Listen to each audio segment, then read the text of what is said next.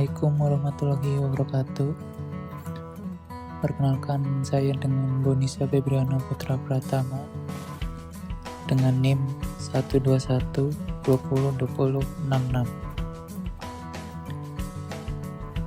Saya akan mempresentasikan tugas besar teori ekonomi tentang analisa faktor produksi.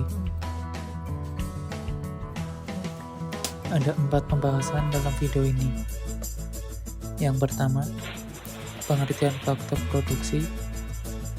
Yang kedua, tujuan faktor produksi. Yang ketiga, jenis-jenis faktor produksi. Dan yang keempat, kesimpulan. Pengertian faktor produksi. Menurut pengertian umum, faktor produksi adalah suatu barang atau proses yang bisa dimanfaatkan sebagai sarana untuk menciptakan nilai jual dan guna pada produk atau jasa. Tujuan faktor produksi. Faktor produksi harus disediakan oleh produsen sebelum membangun usahanya, karena ini memiliki tujuan tertentu yang ingin dicapai. Berikut ini tujuan-tujuan yang dimaksud. Yang pertama adalah melancarkan produksi produk atau jasa. Tujuan yang pertama tentu untuk melancarkan produksi produk atau jasa, karena semua sarana dan prasarana sudah tersedia. Yang kedua adalah memberikan keuntungan pada perusahaan. Tujuan yang selanjutnya adalah untuk memberikan keuntungan pada perusahaan. Ini sudah jelas, karena jika faktor produksinya tersedia dan berjalan dengan baik, tentu produk yang dihasilkan juga bagus.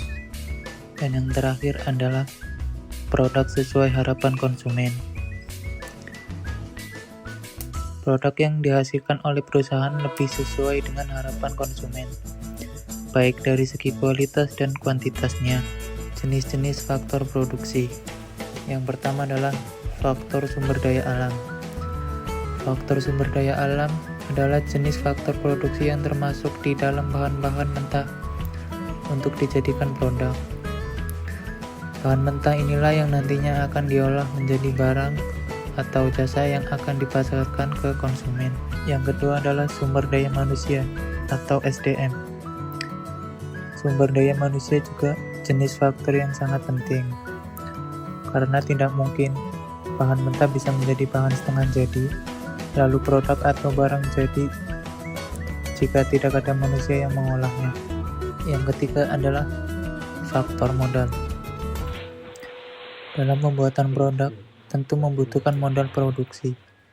Ini untuk membeli bahan mentah, alat produksi, serta untuk membayar tenaga kerja. Maka dari itu, modal juga perlu dimasukkan ke dalam faktor produksi. Yang keempat adalah faktor kewirausahaan. Faktor kewirausahaan menentukan keberhasilan produksi. Bukan hanya produk, melainkan teknik, strategi, perencanaan, kontrol, dan lainnya. Yang terakhir adalah sumber daya informasi. Sumber daya informasi menjadi salah satu faktor yang juga penting, terutama di zaman global semacam ini, yang mana alur lalu lintas informasi semakin cepat dengan adanya internet.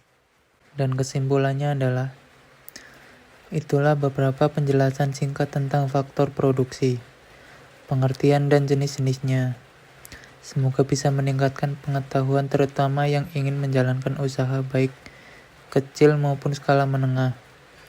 Buat juga perencanaan dalam pengembangan usaha agar semua berjalan secara optimal. Sekian penjelasan dari saya. Terima kasih.